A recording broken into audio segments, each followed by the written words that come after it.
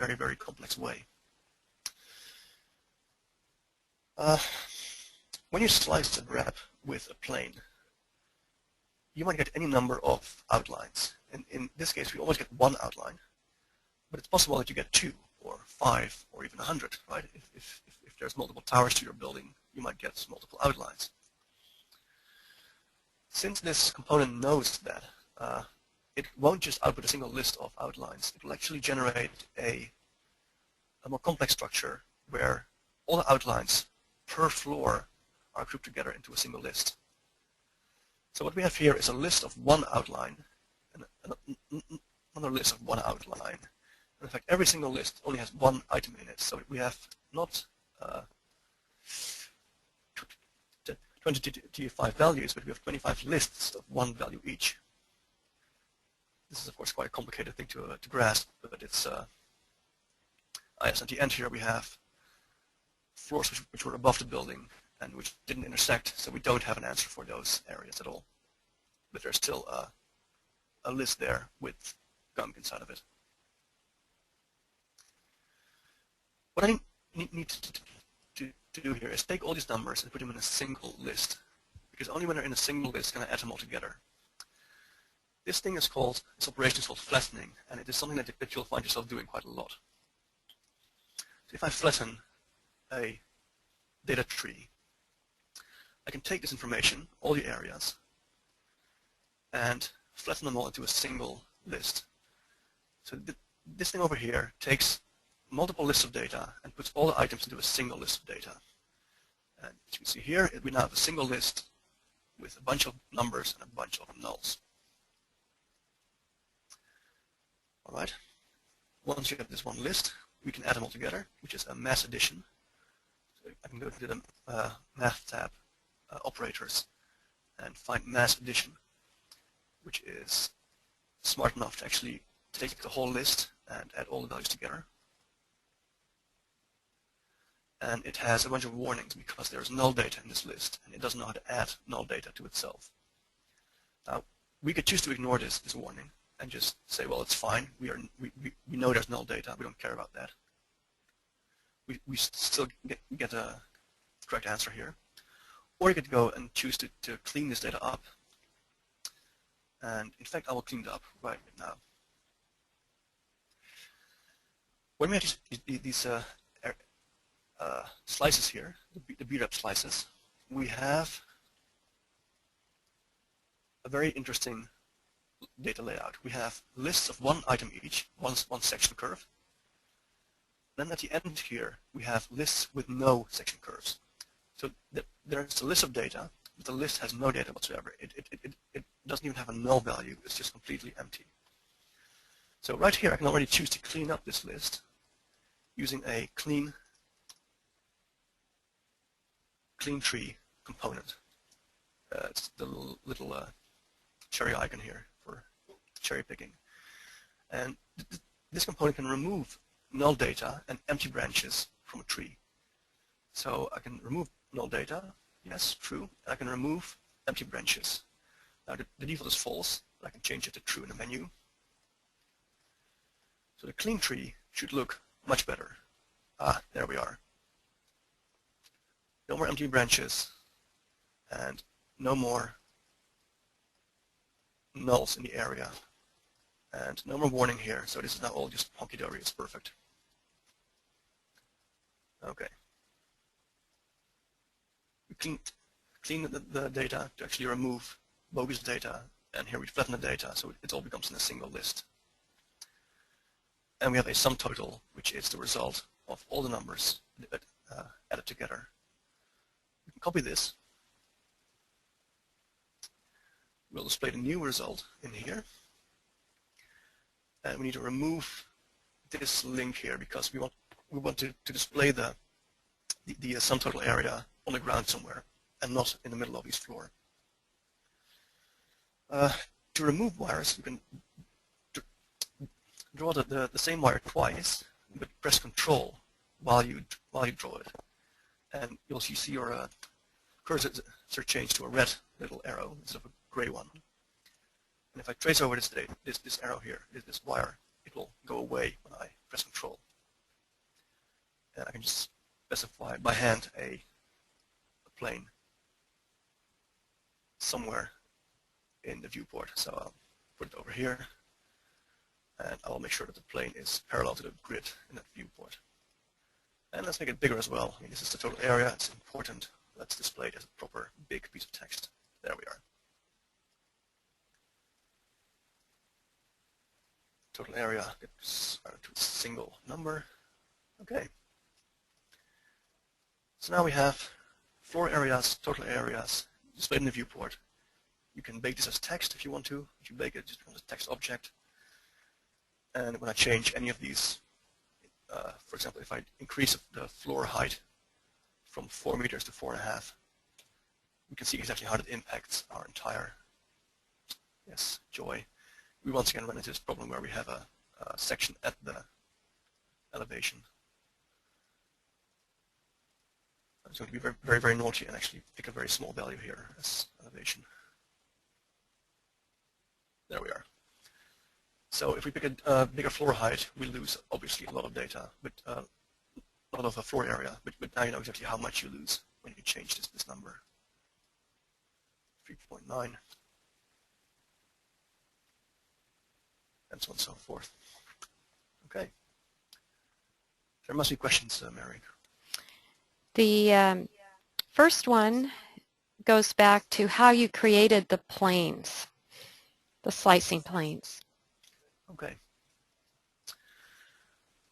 Let me hide all this and show the stuff that was the planes.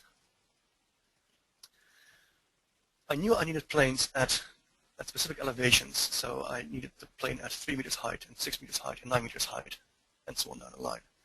So what I did was I made a list of numbers that are these elevations. So I had a component here for series, which allows you to pick a starting value, which was the 3.00002, which I just cheated with, a step size for each number. Let's go back to, say, 4, and a number of values that I desire. So I picked 25. This component generated a list of numbers, so 3, 7, 11, 15, 19, all the way down to 99 for 25 total numbers. That's just 25 because we started counting at 0 top here. These numbers were then used to actually generate points at those elevations. So I made points from x, y, and z coordinates. And x and y are just 0. It's a default. I mean, sure, I could change this to be -5, and those points will move in space. But I only care about the actual elevation of these planes.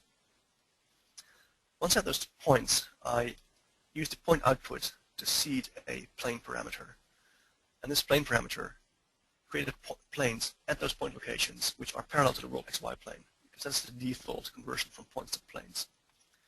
If I wanted these to be angled instead of horizontal, then I couldn't do this. I had to actually really define a plane with the proper directions for the axes. But since my floors are typically flat, I mean, that's only not true for very specific buildings, such as the library, then you can actually get away with this kind of conversion here. There are, of course, many ways in which you can define a plane. If you go to the Vector Plane tab, there is, well, at least eight ways to define a plane from basic types. For example, you can have a line and a point, or 3 points, or you can have another plane with a new origin, or a plane with an offset. And you can even take planes and rotate them or align them. So all of these ways are actually methods to define plane objects in Grasshopper. But the default is to just make a flat plane, plane parallel to world XY at the point location. I don't actually need this parameter here, because this is a plane parameter, and this is a plane parameter. So I could have just gone straight into grep and delete this object here. And then as long as the preview here is off, you won't see those planes. If the preview is on, you will see. Oh no, you still won't see them. Sorry. So basically, I just used that extra parameter there to show the planes in a viewport.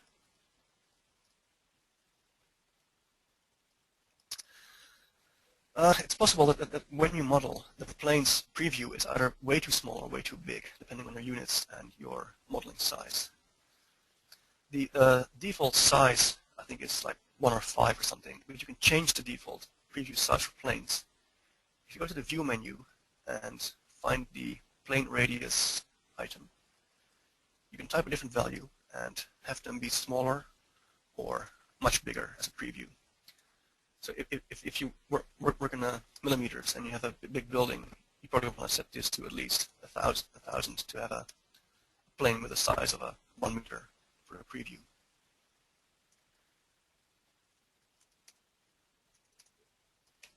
Okay. Next question, Mary. Okay, how can you project all the sections onto a plane and organize them? That's quite a big question. I'm not going to actually do that now because it would take too long. But I will show you the general idea of this process. We know for every floor section, let me go back to a proper.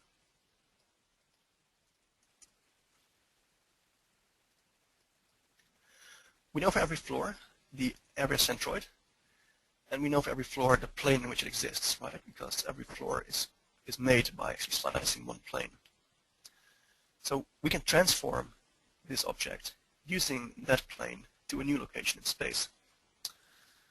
And this is known as a change basis transformation, or an orient. And if you go to the Xform tab, Transformations, you'll find a bunch of tools to transform and translate and rotate geometry. We've used Move before in the first example to actually move the point upwards.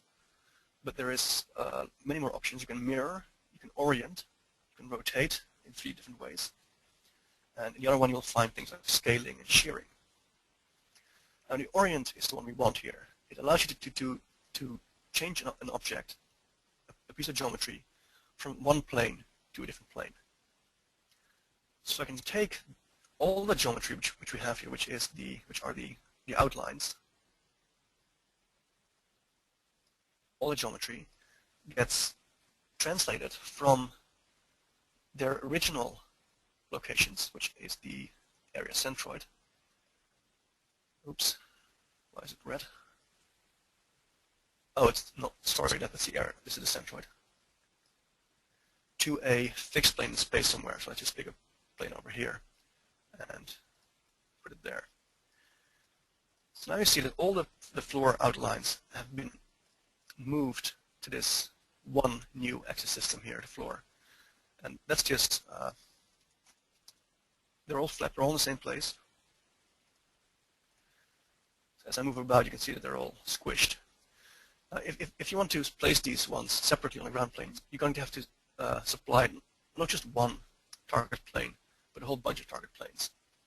And you could use, for example, a grid component to actually generate these different planes, or any kind of other method that you please. So that's the basic way to actually transform stuff from one plane over here to another plane over there.